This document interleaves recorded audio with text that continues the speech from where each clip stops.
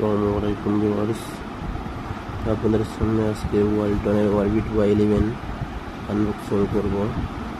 So দেরি না করে আমরা দেখি ওয়ালটন অরবিট Y11 এ কী কী আছে। এটা আপনার অ্যান্ড্রয়েডের 12 addition, 2GB 16GB, 25 MPR battery. ছবিতে কী আছে দেখুন, Walton Y11 orbit.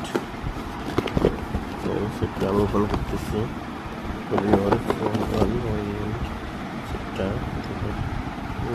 Gorgeous look. একটা বক্সে কি আছে আমরা দেখে নিই।